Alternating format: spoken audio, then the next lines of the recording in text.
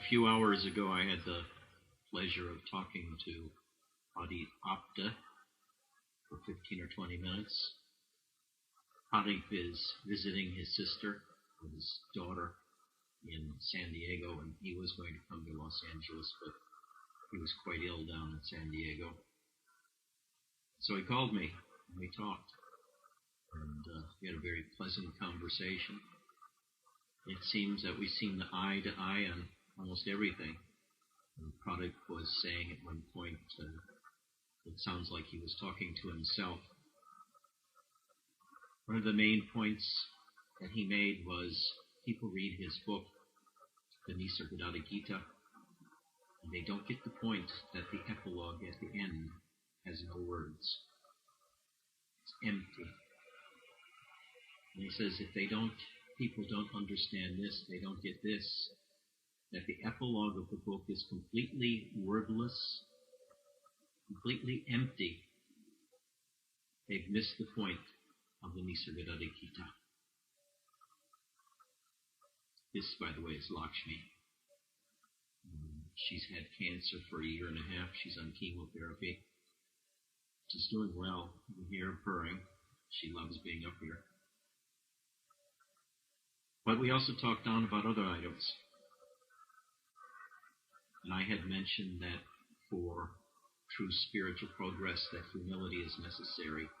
And he said very excitedly, yes, you're absolutely right. This is so important, is humility. Humility is probably the most important quality you can bring to self-investigation.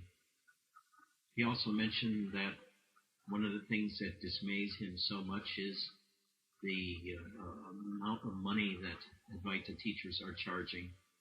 He says it's just terrible. He says there's no need for it. He says he can understand that there's a cost in publishing a book of $7 or $10 or $12 or $15 or whatever it is and mailing it. He says, but there's no need to charge all this money for the Dharma, for the doctrines. He said he lives in his little town in India, where he is part of a biotech organization with treating doctors, and they develop testing for various human diseases, and they distribute it as much as they can to poor people who can't afford it. And he was saying that not only is humility important, but to become a good person. He says to listen to all of these teachings and to practice all of these teachings, unless it makes you a better person, where you're more aware of people and being in an environment of people, with people, and their needs and their wants and their desires and their need for help, unless you're taking care of them in some important way and serving humanity in some important way, or your own way, whatever is important to you, however you can. He says he sort of missed the point of his teachings, of Nisargadatta's teachings. This is one thing I've emphasized over and over in the blog. It's necessary to be a kind person, loving person, to take care of those around you. And I was joking with Pradeep when I says it's better to have 10 saints. No, I should say it's better to have one saint than 10 yanis. And he laughed and agreed with me. It's better to be a kind person. If you aren't a kind person, a giving person, a loving person, you've missed the point of the teachings.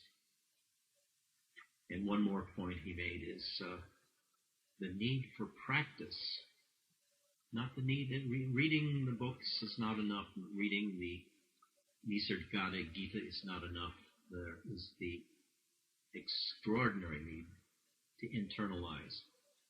And although he emphasizes, and Nisargadatta did also, investigation of the I am, or the am, or the I, or whatever, the point is, it's important to turn within and investigate everything inside. All the sensations, all of the states, all of your inner experiences. You're trying to counterbalance. You spent your whole life out there paying attention to what's outside of you, whether it's to children, to parents, to your job, to politics, or whatever interests you. But now you have to turn that around and turn that intention inwards. Direct it inwards. You can direct it at the I am. You can do it at inner states. You can start with the third eye, looking at the consciousness behind the eye and seeing the light there, maybe a blue light, and expanding it until it expands your whole body. There's not much you can do wrong once you start turning your attention inwards. I get over and over again questions about whether they're doing I am investigation and self-inquiry correctly. And I've written tons and tons about it on the blog, and there is Rajiv's in my book on autobiography of Yanni. And there is The Path of Sri Ramana, chapters 7 and 8, which explicitly talk about self-inquiry, as well as what Hunting the Eye that I wrote, and Rajiv's Steps to Hunting the Eye. They're all on the web. There's not much. There's all the information is there. I can't repeat those answers every time somebody looks inside of themselves and they see a new light or a tension or a titillation somewhere or an experience somewhere or a lack of consciousness somewhere or consciousness somewhere, or their stomach drops or their toes hurt or something like that, and then they ask, is this right? Am I doing things right? Well, there's not much you can do wrong once you turn your attention inwards. You can expect to be spending 20 years doing this, 25 years, and there's going to be thousands and thousands of inner states that you experience. And you can't write to me about each one of them asking whether it's a correct experience or not. It's your experience. And for me to say whether this is the right thing to look at or not, it doesn't matter. It's going to disappear in 4 or 5 days, no matter what you do, and there'll be some other inner experience there for you to look at. So once you turn inwards, whether it's at the I am or my little girl here, whatever you look at, whatever you find, it's going to change. It's going to morphize from one kind of thing to the other. The I am experience is not a constant experience.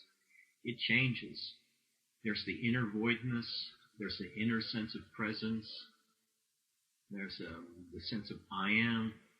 There's a sense of all the inner lights that one sees when your eyes are closed. And then there's the internal physical processes that you can feel. There's the Kundalini energies going through your body. There's the breathing, the diaphragms. There's all of these kinds of experiences you're going to have for 20 years, 25 years. Don't sweat the small stuff. Just keep going, looking for the I am.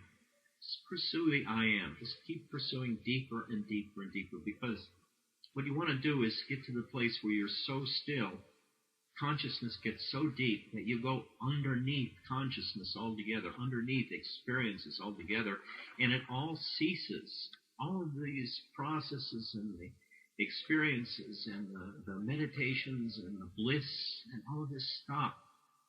And you get to a place where there's nothing whatsoever. You're not even aware that you're aware. And then you can come out on the other side. You go through that level and you come out on the other side into samadhi. And even that you have to leave alone. Now, samadhis take various forms. In Zen, one of the common ones that one finds is you go down deeper and deeper and deeper, and you go through that area of complete unconsciousness and darkness where you don't even know you exist, and you come out on the other side, and you have disappeared, and only the world is, and you are the world. In other words, the inner space is expanded so it takes in the totality of everything, all experiences. Little kitty here, the planes going overhead, the sounds going through the room, bells, voices, all of this. You've disappeared and you become all of this. That's one level of samadhi. You are no longer you. You are the world. And there's an infinite space that holds in all of the objects of the world.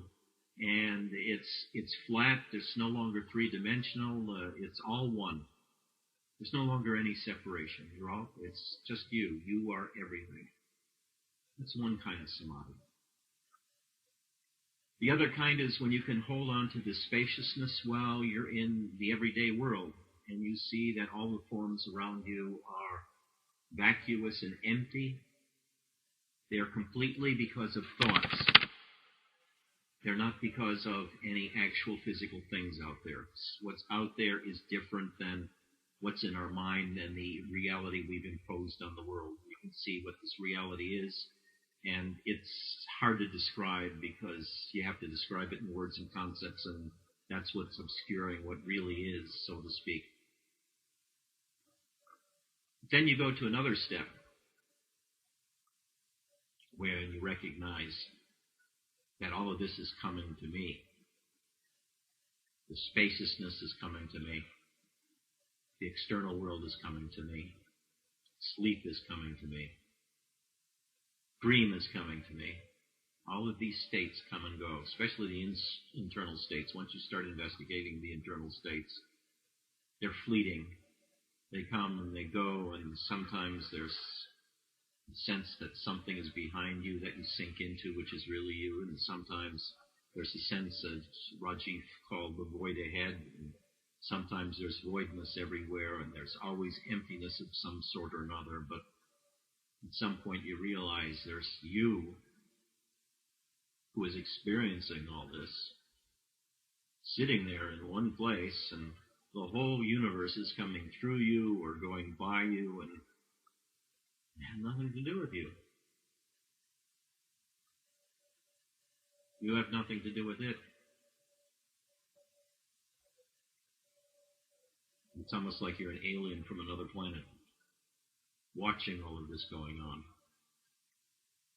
investigating maybe with a sense of curiosity, maybe with no sense whatsoever, just watching it all occur. And in that, humility comes, because you recognize that none of this is real, none of this is important. I'm not important because I don't exist. I can't find me anywhere. And you begin disassociating yourselves from those things that you find important inside of yourself. None of this is important. And then maybe a little kitty you see at night out in the street, starving, or living in a tree like this little girl was. She's living in a tree about 4 feet off of the ground, keep out away from the dogs in the street. And she weighed only about 5 pounds. I took her in thinking she would die soon because she was so very thin, she was so very old. I wanted to give her a nice little home for the last few months that she was alive.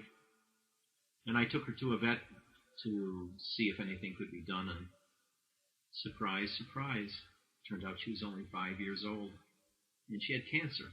She had an unknown type of cancer. They did several tests, but none of them were conclusive, as well as a major operation to take lymph nodes out and do exploratories. And here she is. It's 2 years later. She's been on chemotherapy for 2 years, and she helps me every day at my computer, on my computer, on top of my computer, or next to me, purring. And I have not regretted 1 second ever giving her a home or helping her out or having her in here with me and the other guys. It's made me supremely happy to be able to help her, and she helps me. So I just wanted to recommend, once again, Apte's book, Pradeep Apte's book, Nisargadatta Gita, and you can find it on the internet. You can find it at Scribd. You can buy it at Scribd. And also, I highly recommend writing to him if you want an alternative opinion, or those of you in India who need a place to talk to besides Rajiv.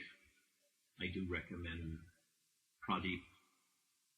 I've never talked to him before, so I only knew about him secondhand through his books and through his websites, and I had no idea if he was a good teacher or not, but there was not one iota of separation in our understanding and our attitude towards the world and towards students and towards helping people. So I highly recommend him. And of course, Rajiv, who is without peril, without parity, without anybody being equal that I know of in India, except Pradeep, who is a different sort of person, who is also deeply realized. Thank you very much for listening. This is my longest ranting so far, and we'll see if it continues. See you in song in a couple of weeks. Bye-bye.